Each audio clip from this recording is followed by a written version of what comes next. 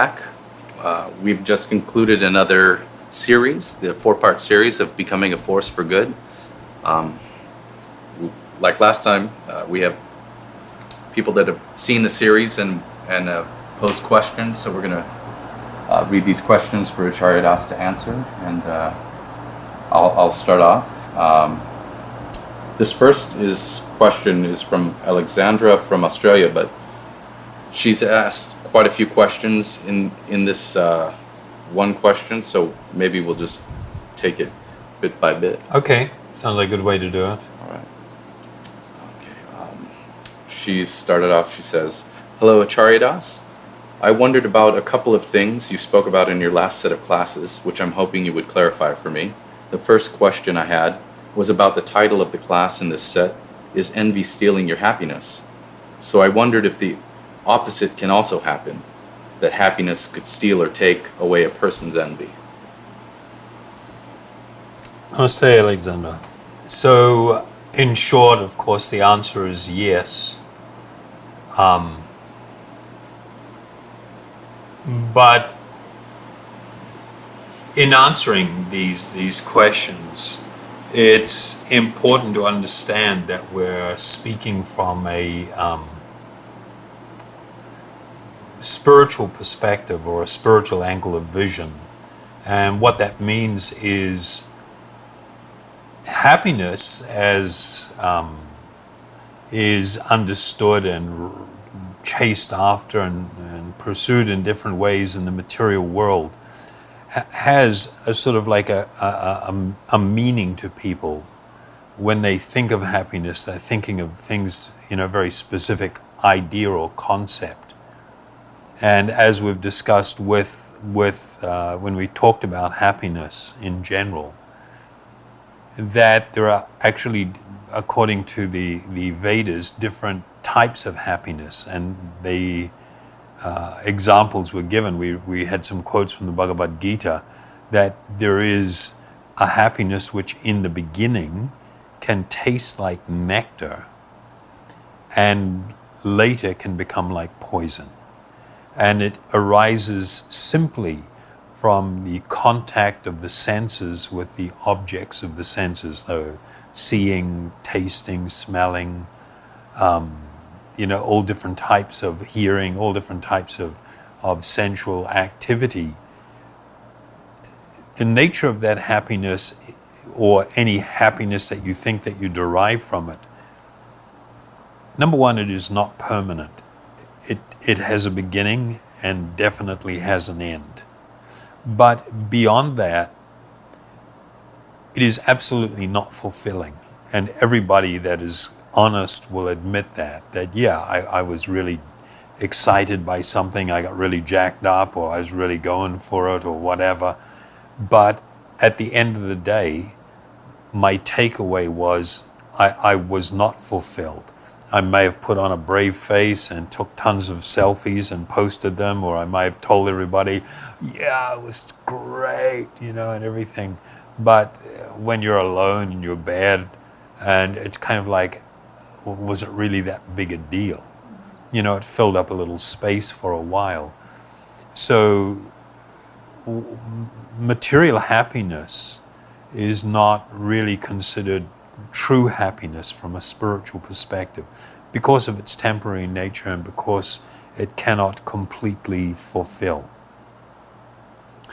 Spiritual happiness arises from this awakening of my true spiritual identity, of being really in contact with myself, and then developing as a result of that a different perspective of this world and the experiences related to this world, but even beyond that, from a profoundly positive and transcendental experience of, and it is not an exaggeration, unlimited joy.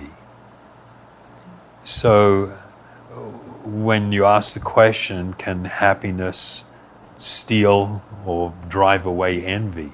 And of course the answer is yes, if we're referring to spiritual happiness. Sometimes people think that if they've got enough stuff, if they're having enough good experiences, they won't be envious anymore. And that is not true. That is not the case, because none of these experiences can actually fulfill. Envy in and of itself is an admission. We must recognize it as an admission that I am so incomplete. My life is actually lacking so much that I'm looking and looking around and looking what other people have and what they're doing in their lives. And I come to think that if only I can have that, then somehow my life will be more perfect, if not completely perfect. I will actually feel some fulfillment and some satisfaction. And it's not the case.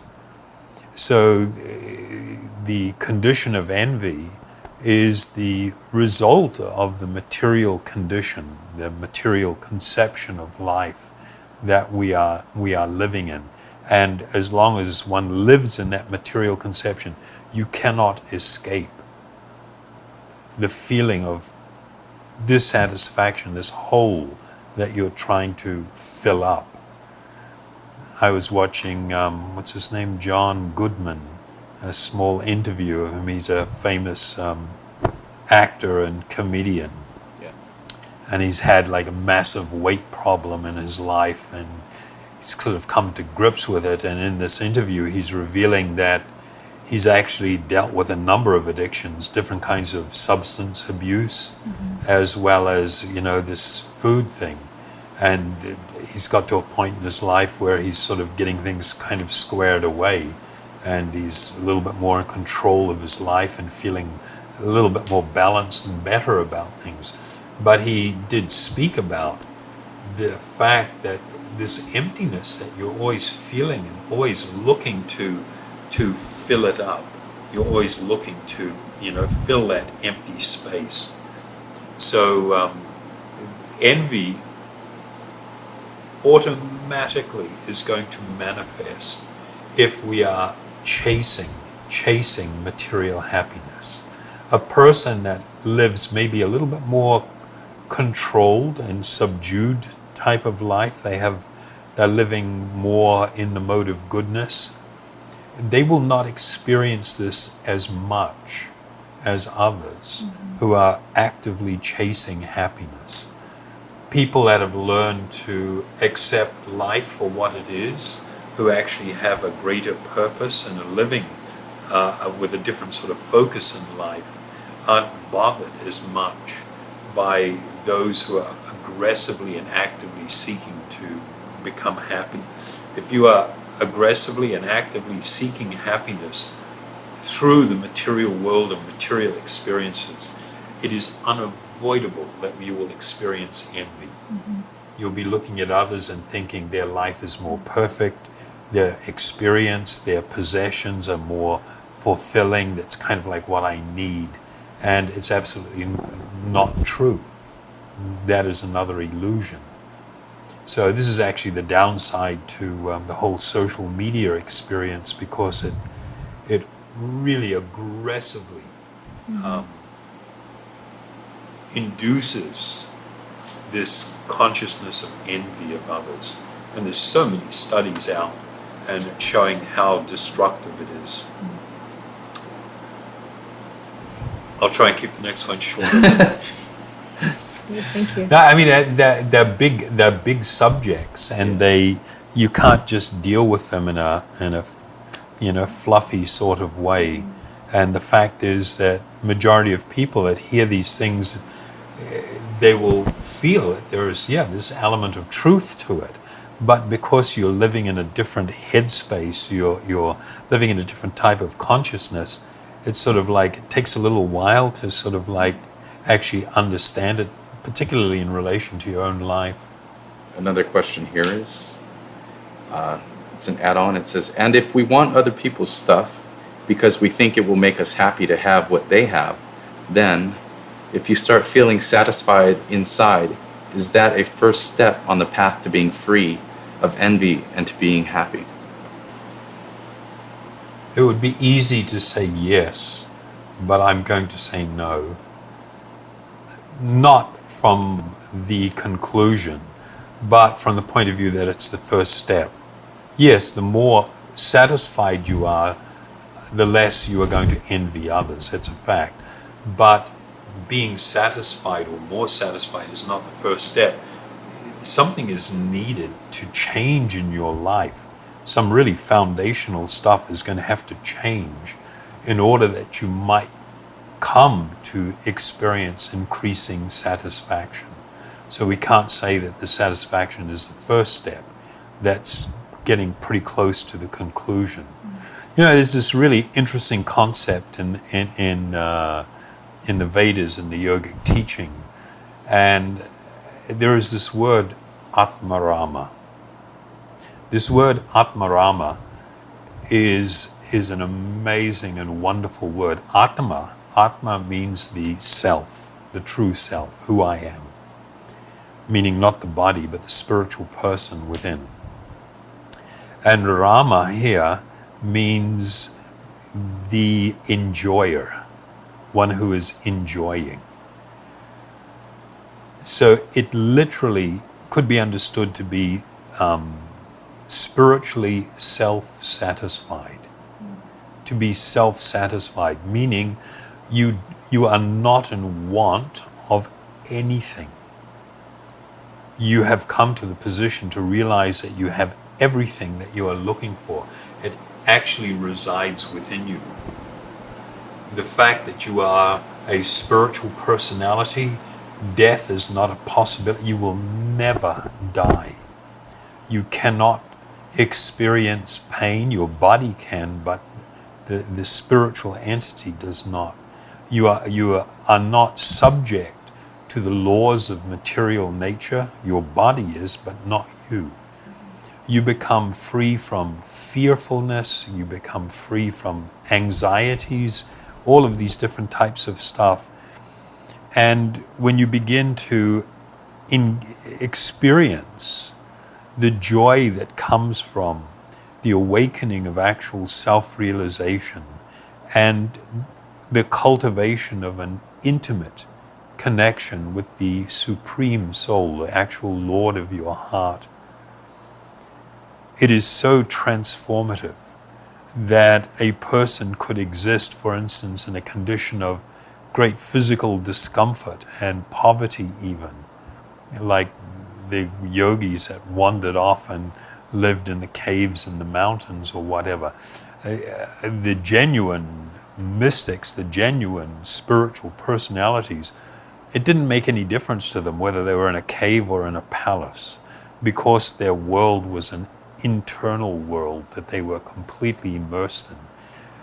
That while they go through the external motions of their life and everything, there is no want. There is no want whatsoever.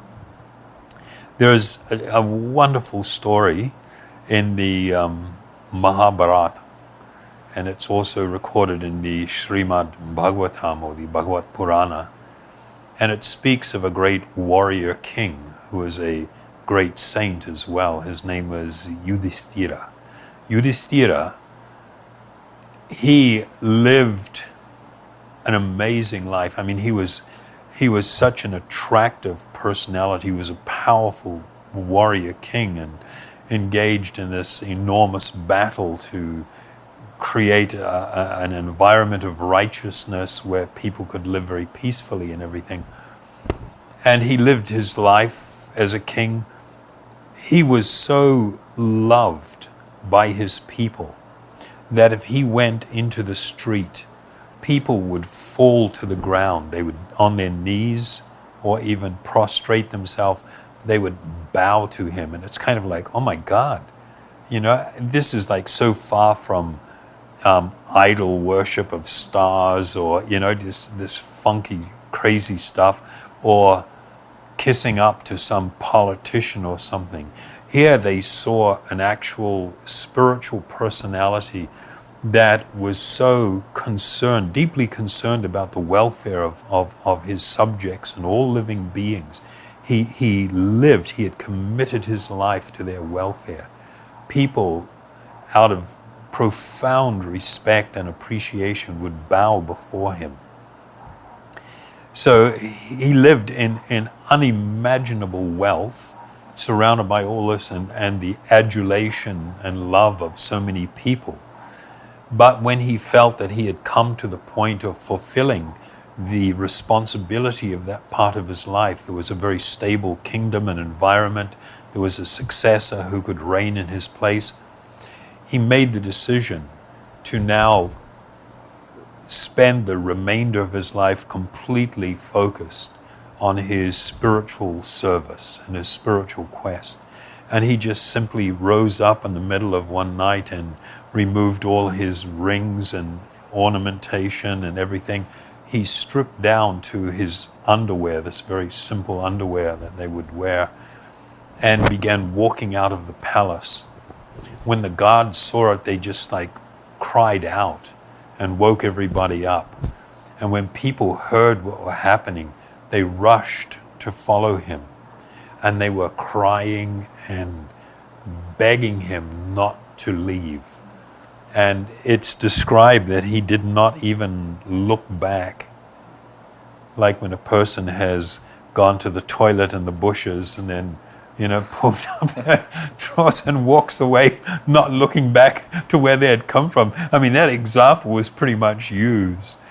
And he just walked. He only stopped once to bend down to pick up a torn cloth that was discarded in the street to wrap around himself, and continued walking. And the people wailed, and he paid no attention to them. His duty was fulfilled. So this was a clear manifestation of not just some artificial renunciation.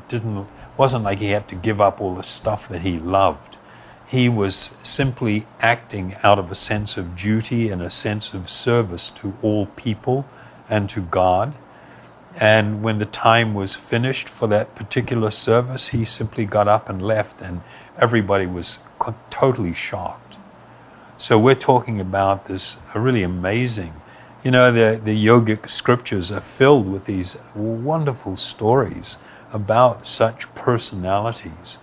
And when you hear about them, and we look at in our own line of teachers, they're just like such extraordinary individuals who are living a genuinely spiritual life.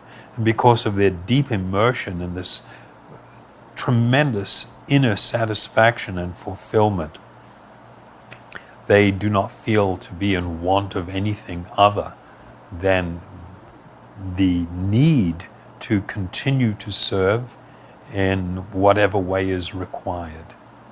Service to the Lord within their heart, to God, and to their fellow living beings.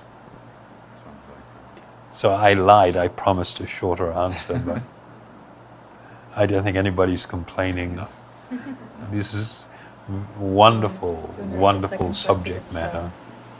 Continuing with that, Alexandria is asking, if so, how can we get to start feeling satisfied inside? How do we start? Yeah. So this is the good question. How do we start to get to this point of feeling satisfied inside? It's going to be two main things that are going to be involved. One has to do with the cultivation of spiritual knowledge. Knowledge which guides us in our life, guides us as to how to look at things and how to make decisions. Knowledge that also comes from, we find it within these yogic scriptures. We will hear it from spiritual teachers. I have the tremendous fortune of having two profoundly wonderful spiritual masters or teachers that have affected my life so tremendously. They changed everything for me. And so the need to seek out genuinely spiritual people and to take guidance from them.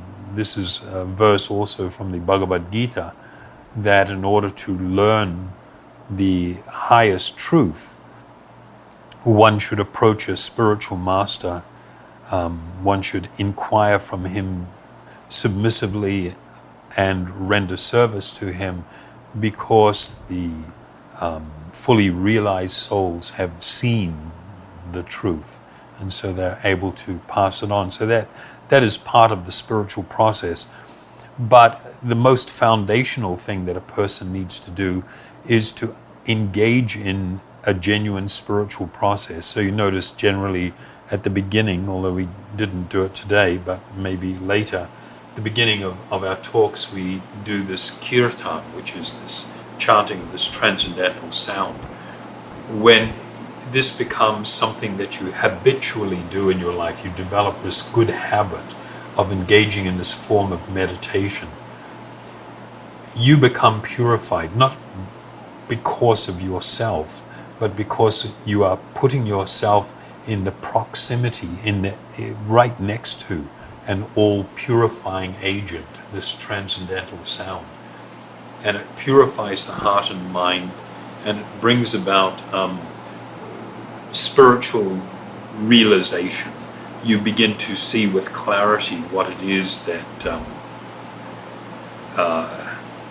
you see the truth. You don't just hear a spiritual truth and understand it mentally. You will actually come to see the reality of this. I'll just read it. There's a verse from the Bhagavad Gita. It is from the 6th chapter, and it's the 8th verse of the Bhagavad Gita. And it says, a person is said to be established in self-realization and is called a yogi, a true yogi or mystic, when he is fully satisfied by virtue of acquired knowledge and realization. Such a person is situated in transcendence and is self-controlled. He sees everything, whether it is a pebble, stones, or gold, as being the same.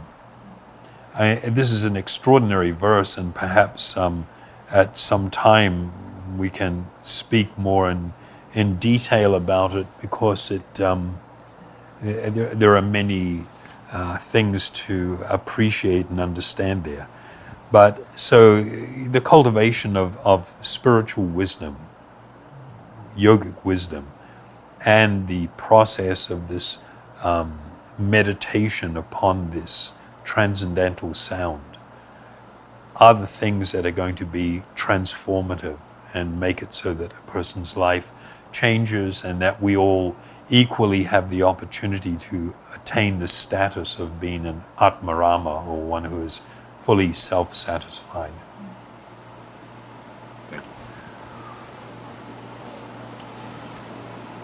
Continuing on with her questioning, she poses, the other question I had was about the last class you gave to do with a spiritual approach to economics and the environment. You said words to the effect that at present the people are serving the economy, but it needs to switch to have the economy serving the people. I'm not old enough to have lived in an economy where the economy serves the people, i.e. before Edward Bernays started to change things around. Can you please describe what kinds of things would be different in a system where economics serves the people? No, I'm not going to do that. I'm not going to do it because it's actually a really big subject, number one. Number two is I am not an economist. By virtue of my spiritual association and practices, from hearing what I've heard from my spiritual teachers and from the Vedas, I know what is a good situation. And it is true that we have a situation where everybody's just pretty much serving the economy instead of the economy serving people. But in modern history, I don't think that there has been any time when we saw such a situation. And you cannot we have to understand that the economy, we cannot retool things and just artificially control and manipulate things and think it will have a desirable result. There has to be a broader acceptance of at least a certain percentage of the population that the way in which everyone is heading right now is not only not ideal, it is far from it, and factually probably quite detrimental for our happiness, for our peace, and for any real lasting benefit. And for individuals in society then to choose to begin to alter their personal course in life, then that begins to have a multiplier effect. It begins to have an effect on the people that are the leaders of society, determining where things are going.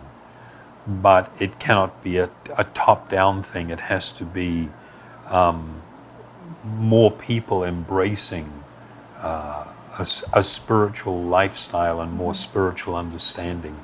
Then there is some hope for improving things like that. Right. Okay, this next question is from Scott from New Mexico. Thank you for your series on doing good in the world. I was very interested to hear your talk on envy stealing one's happiness, and how the growth of advertising has developed a culture of envy. There are some people that don't seem to keep running after consumer goodies, at least once they've reached a certain level of material comfort, but how does one deal with the fear of losing what one has, and the guilt over having so much more than the majority of people in the world? Maybe I'll ask if I can have this. Actually, there's seems like about 3 questions in here. So Scott, you'll have to excuse me if I don't agree with everything. My personal experience in life, and from what I know from a spiritual perspective and from spiritual teachers, is that envy is never satisfied.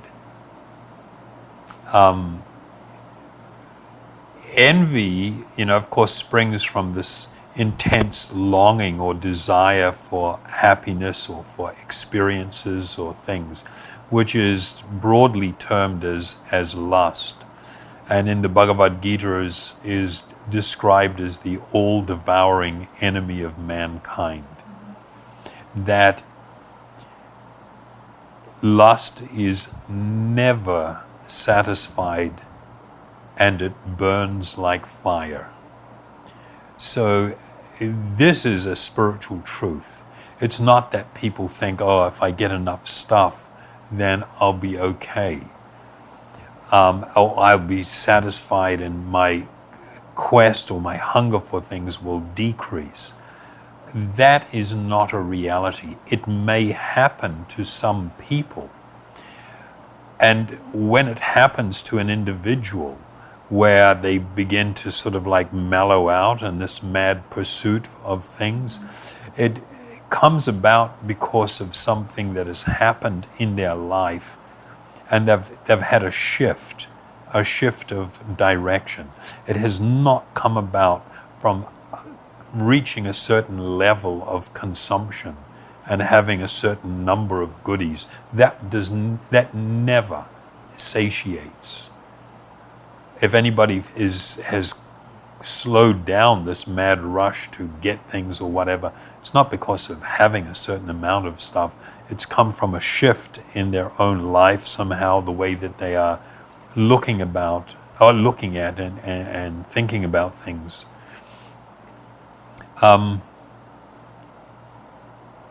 He mentions about, the guilt over having so much more than the majority of people in the world. This is actually wonderful when a person has that type of experience. It clearly indicates that there has been some transformation, and they feel empathy with others. Generally, the quest for material happiness hardens us against, or it makes it so that we tend to empathize less.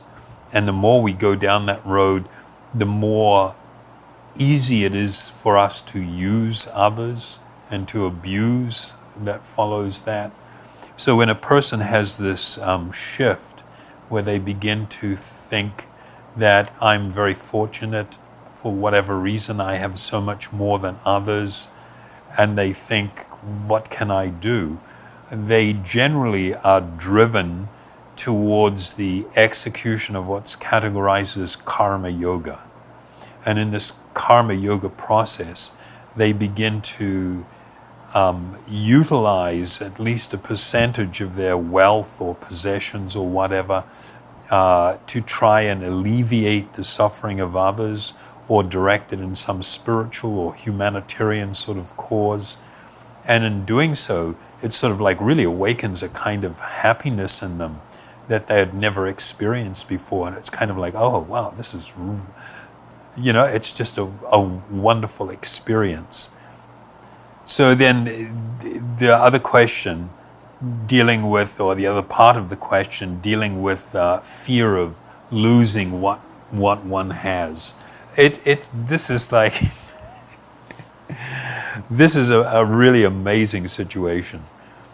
This anxiety or fear, people generally experience in life in three ways. One is, I want something. I want an experience, I want a relationship, I want whatever. I want something. And in this desire to have this thing, in the hope that I will become more happy or fulfilled, then I feel this anxiety that perhaps I will not be able to get what it is that I want. And so I'm plagued with this anxiety. Will this person actually love me? Will I be able to get enough money? Will I get the promotion? Will I attain this? Will I be able to do this? Will I be able to go on this trip? Whatever. And then there's this anxiety because you want something and you're afraid you may not be able to get it. Having got that which we desired, I am now experiencing the fear of potential loss. What if this person leaves me? What if someone steals my goods? What if, there are just endless things that happen in life where things that we are holding dear to us are taken away. And because we know that this in our heart of hearts to be a reality, so even when we have acquired something, we're still in an anxiety. The shift has now become, I'm an anxiety that I'm going to lose this. And then I'll become unhappy, I'll become sad or unfulfilled or whatever. In the third situation, when someone actually loses something that they valued or held closely to them, then you're overcome with a kind of anxiety of, if only I hadn't have done this, if only that didn't happen, if only this didn't happen, if only it wasn't like this, then I would still have it. And so if we look at the anxieties that people experience in life, they're generally divided into those three broad categories. And before you get what you want, you're in anxiety. When you've got it, you're still going to experience some anxiety. And then when you finally lose it, again, you're in anxiety. So it's like something's not really working here very well. So, but that is a natural situation, is something that's very natural and should be expected and occurs because people are, they have wrongly concluded that a relationship, an object, a situation, the way people look at me or whatever, anything related in this world will somehow fulfill me, will somehow give me what it is that I'm looking for. And that is not the case. A person needs to live a spiritual life where they're feeling a spiritual fulfillment, And all the other stuff, it comes and it goes. And sometimes I get a little bit of a buzz off it. Oh, that tastes nice. Oh, that didn't taste very nice. But I'm not going to lose the plot over some material experience. We realize the transitory nature of things just coming and going. Okay, I think we covered that one. Jane from Berkeley, California. She says, Dear Acharyadas, thank you very much for your ongoing classes. In your talk on racism, you mentioned self-esteem in relation to being overweight and compared it to having self-esteem issues in relation to the race of one's body. Okay, can we just hold on there a second? If you have come to understand that I was equating these things, then I apologize for not being more clear. But I don't think that I was actually equating these things. We were talking on the subject, if I remember, of can I just borrow this for a sec? Yeah, on racism, and as part of the explanation of in dealing with the topic of racism, we spoke about self-esteem, and that the whole idea of self-esteem, it actually is, there are many different parts to it. And one of the things that people look at is the way your body looks in terms of whether you're considered pretty or handsome or very plain or disfigured even or whatever.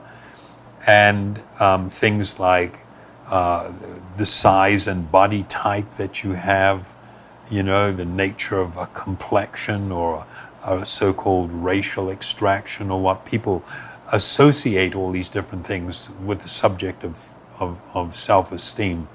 But it's not correct that I would equate all of these things together. One equals the other. That's not the case at all. So just wanted to clarify that issue. As someone who has ranged from overweight to obese and less frequently slim, I have experienced how this can affect how people relate to me and how I feel about myself. But that's different from feeling either pride or shame based on the color of my skin. Because I made myself fat with my eating, it's not just something I'm born with. And so feeling bad about my behavior and my body, which reflects that, seems to make sense. I just wondered if you could expand on your comments in relation to that, and perhaps at some stage discuss this skewed relationship with food that seems so common.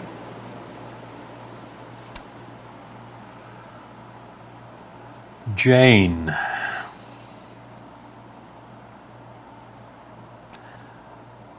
please allow me to speak very frankly.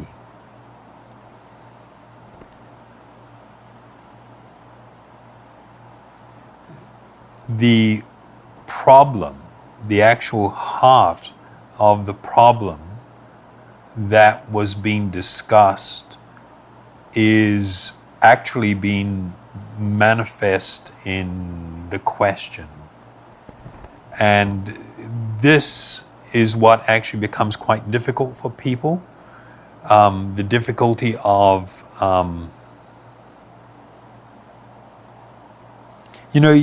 you can't be something that you're not.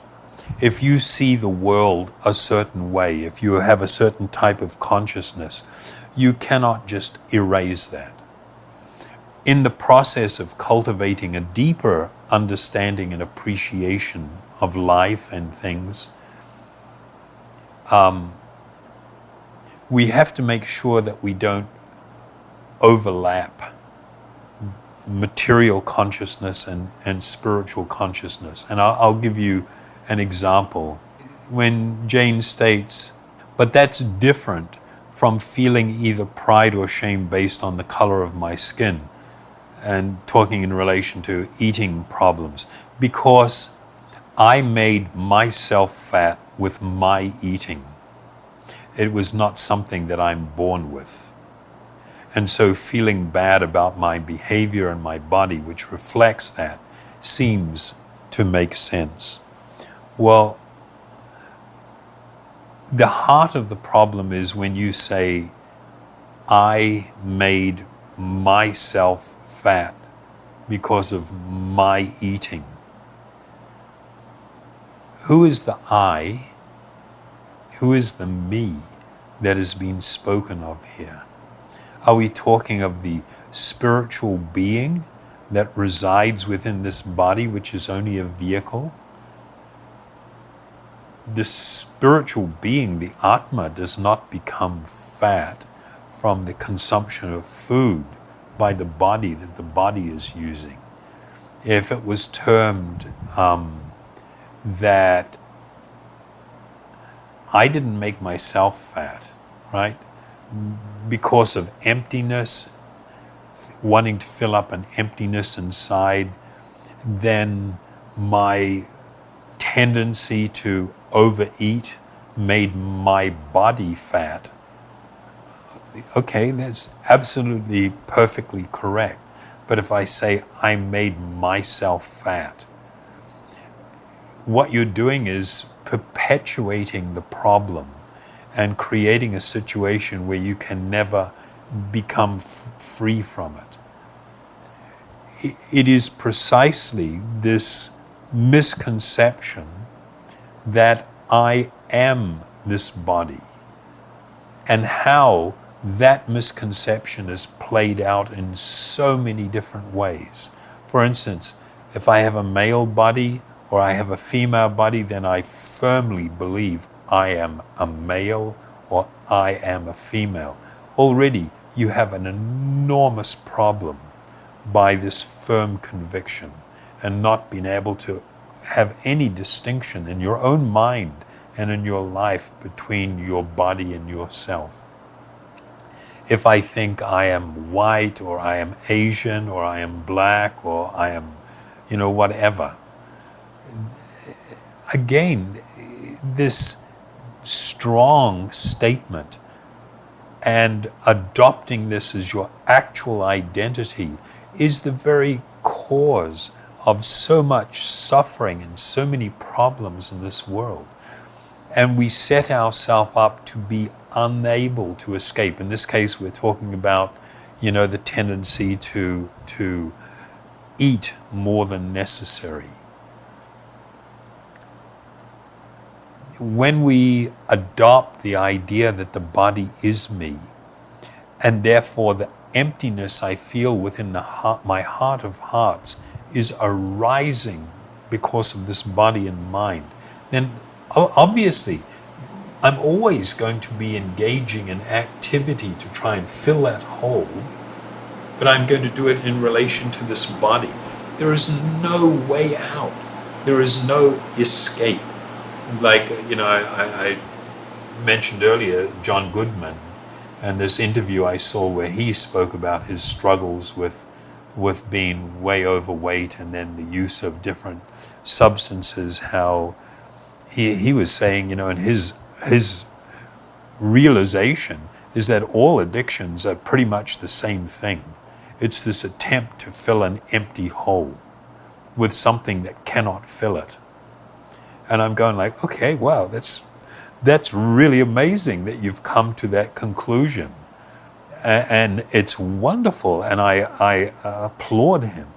But of course, then the question is what is it that you are going to do to fill up that hole? And that has largely to do with this cultivation or of a deeper understanding or appreciation of who you actually are. So the idea of getting into a discussion on equating this problem with perhaps this problem, with perhaps this problem, and then people can disagree and fight over those issues. People can say that to equate being overweight due to overeating is the same as, racism. It's just like we don't want to this is the wrong approach to discussing the problems, and it does not lead us to an actual solution and an actual understanding. This is such a wonderful, it is a foundational spiritual truth that in our life we are discarding constantly. Every time I use the pronoun I, or we, or us, or they, invariably I'm speaking of some material conception. The idea that I am this body and someone else is their body.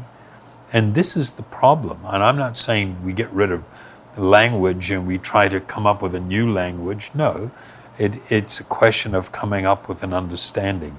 And so in talking about these issues, don't say that I overate and therefore I became fat. No, I had this emptiness within, which led me to do something to try and fulfill it by eating to fill up that empty space. As a result, my body became very overweight. And because I was identifying with this body, when people shun me or make jokes about me because of the way my body looks, I feel offended, like they're talking about me. They can't even see me. They don't even know who I am. It's necessary to frame these things. It's not semantics. It's necessary to frame these things very clearly so that we can understand and appreciate them, and in a practical way try to live a more spiritual life. So I actually know that I can see there's a few more, but we've run out of time, so we're gonna, I think. I was hoping we could practice. Yeah, sure. Mantra meditation. It's always their perfect way to close things out. Thank you very much. You're very welcome. Thank you very much for presenting these questions that people have had. And it's nice when people actually question, because it gives you the opportunity to speak in a way that's often more personal, because it's related to people's personal lives. So thank you very much again.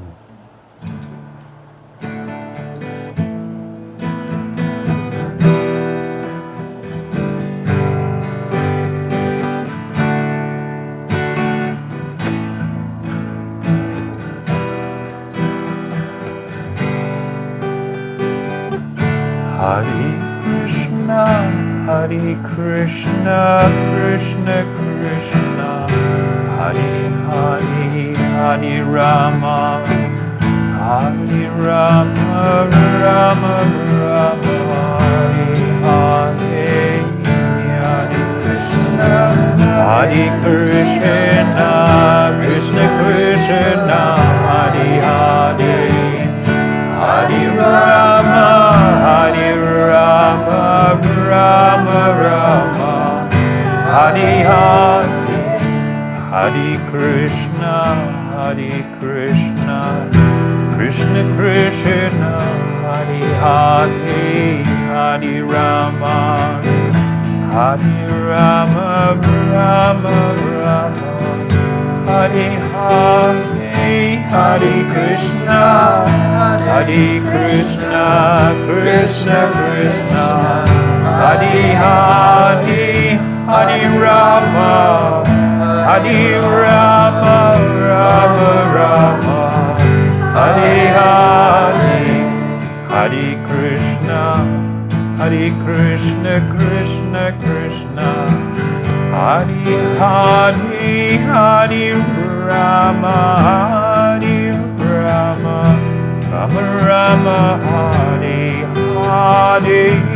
Hare, Hare Krishna, Krishna Krishna, Hare Hare, Hare Rama, Hare Rama, Rama Rama, Hare Hare, Hare Krishna. Hare Krishna, Krishna Krishna, Hare Hare, Hare Rama, Hare Rama, Rama Rama, Hare Hare, Hare Krishna, Krishna Krishna, Hare Hare, Hare Rama, Hare Rama, Rama Rama, Hare Hare, Hare Krishna, Hare Krishna, Krishna Krishna, Hare Hare, Hare Rama, Hare Rama, Rama Rama, Hare Hare, Hare Krishna, Hare Krishna, Krishna Krishna, Hare Hare, Hare Rama, Hare Rama, Rama Rama, Hare Hare, Hare Krishna, Hare Krishna, Krishna Krishna,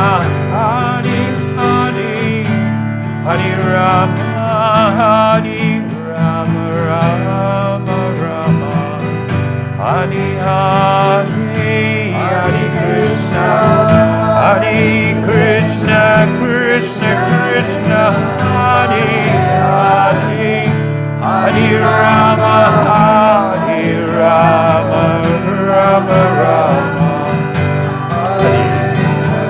Hare Krishna, Hare Krishna, Krishna Krishna, Hare Hare, Hare Rama, Hare Rama, Rama Rama, Hare Hare, Hare Krishna, Hare Krishna, Krishna Krishna, Hare Hare, Hare Rama, Hare Rama, Rama Rama, Hare Krishna, Hare Krishna, Krishna Krishna, Hare Hare, Hare Rama, Hare Rama, Rama Rama,